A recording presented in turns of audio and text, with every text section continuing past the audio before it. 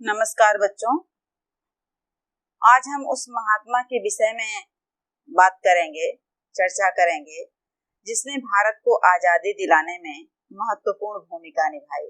जी, हम बात कर रहे हैं सबके चहेते महात्मा गांधी, जिन्हें हम बापू कहकर पुकारते हैं। आज इनका जन्मदिन 2 अक्टूबर 1869 में गुजरात के पोरबंदर में यह पैदा हुए थे। भारत में हर वर्ष यह दिन यानी 2 अक्टूबर महात्मा गांधी का जन्मदिन के रूप में मनाया जाता है, जो कि राष्ट्रीय पर्वों में से एक है। आज हम गांधी जी की 191वीं जयंती मना रहे हैं। सत्य और अहिंसा को लेकर बापू के विचार न केवल भारत बल्कि पूरी दुनिया का मार्गदर्शन करते रहे हैं। उन्हीं के विचारों के सम्मान में 2 अक्टूबर को हर साल अंतर्राष्ट्रीय अहिंसा दिवस के रूप में मनाया जाता है। प्रतिवर्ष विद्यालयों में, कार्यालयों में, अनेक शिक्षण संस्थाओं में, हर स्थानों पर गांधी जयंती धूमधाम से मनाई जाती है। परंतु इस वर्ष प्राकृतिक महामारी कोरोना के चलते संस्थाएं बंद हैं, जिसके कारण आज के दिन की महत्ता को आप तक पहुंचाने के लिए हमें ऑनलाइन का सहारा लेना पड़ रहा है। आजादी के आंदोलन में महात्मा गांधी का योगदान किसी से छिपा नहीं है।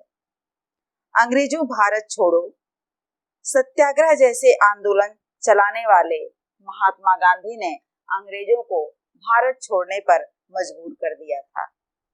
7 अगस्त 1942 को ऑल इंडिया कांग्रेस कमेटी की एक मीटिंग हुई थी, जिसके बाद उन्होंने कहा था कि हमारे करने से कुछ नहीं होने वाला है।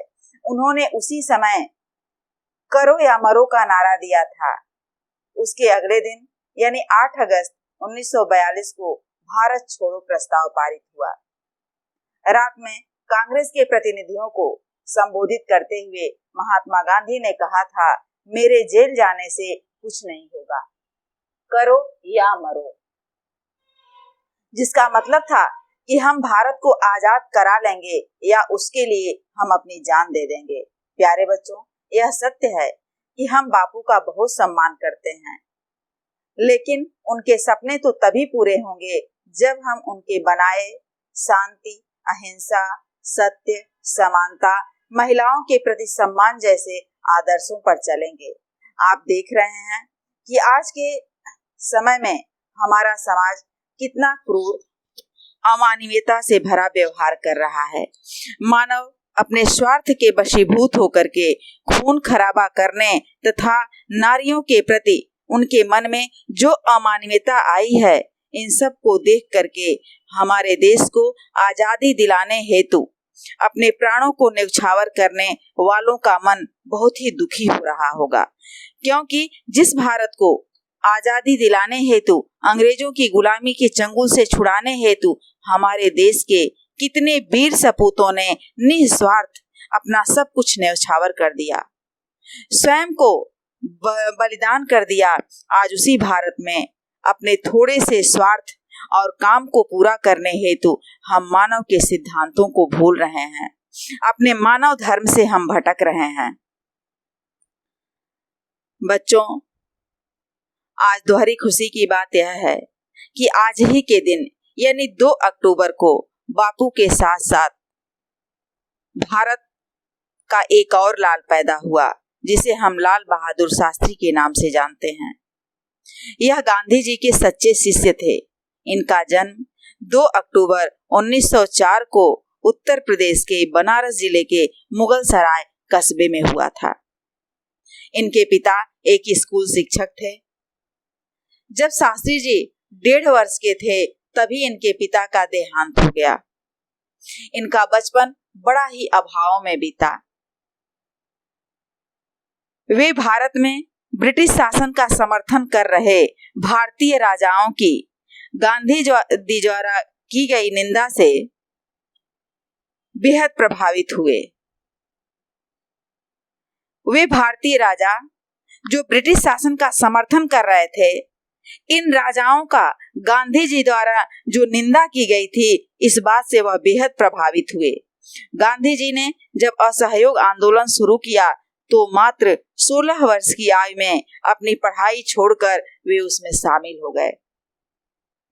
इन्होंने बनारस काशी विद्यापीठ से स्नातक की डिग्री प्राप्त की। विद्यापीठ द्वारा दिए गए स्नातक की डिग्री का नाम था शास्त्री। इस तरह इनके नाम के साथ जुड़ गया शास्त्री और यह हो गए लाल बहादुर शास्त्री। 1930 में गांधी जी ने नमक कानून को तोड़ते हुए दांडी यात्रा की थी, जिसमें शास्त्री जी भी शामिल हुए। कई विद्रोही अभियानों का नेतृत्व करते हुए शास्त्री जी 7 वर्षों तक अंग्रेजों की जेल में रहे। आजादी के बाद जब कांग्रेस सत्ता में आई तो देश के शासन में इन्हें भी रचनात्मक भूमिका निभाने को कहा गया। 1951 में ये दिल्ली आए और केंद्रीय मंत्रिमंडल के कई विभागों का प्रभार संभाला, जैसे रेल मंत्री, परिवहन एवं संचार मंत्री, वाणिज्य एवं उद्योग मंत्री, गृह मंत्री एवं नेहरू जी की बीमारी की अवस्था में कई विभागों के मंत्री भी रहे। शास्त्री जी की प्रतिष्ठा लगातार बढ़ती जा रही थी। ये देश के किसानों के सच्चे नेता के रूप में उभरते जा रहे थे, किंतु एक रेल दुर्घटना जिसमें कई सारे लोग मारे गए, उसके लिए शास्त्री जी ने स्वयं को जिम्मेदार मानते हुए अपने पद से इस्तीफा दे दिया। देश एवं संसद ने उनके इस कार्य की अभूतपूर्व सराहना की।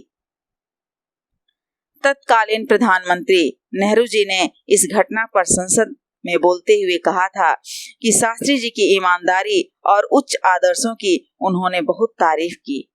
उन्होंने कहा कि शास्त्री जी का इस्तीफा इसलिए नहीं स्वीकार किया गया कि जो कुछ हुआ उसके लिए वे जिम्मेदार हैं, बल्कि इसलिए स्वीकार किया गया क्योंकि इससे संवैधानिक मर्यादा में एक मिसाल कायम होगी। युद्ध के दौरान देश को एकजुट करने के लिए शास्त्री जी ने जय जवान जय किसान का नारा दिया। उनका जीवन देश सेवा में समर्पित रहा। इस प्रकार आज का दिन 2 अक्टूबर भारत के महापुरुष, भारत के सपूत महात्मा गांधी और लाल बहादुर शास्त्री के जन्म दिन के रूप में मनाया जाता है। भारत के ये दोनों सपूत भारत को अंग्रेजों की गुलामी के चंगुल से छुड़ाने और भारत को एक नई दिशा देने में महत्वपूर्ण भूमिका निभाई।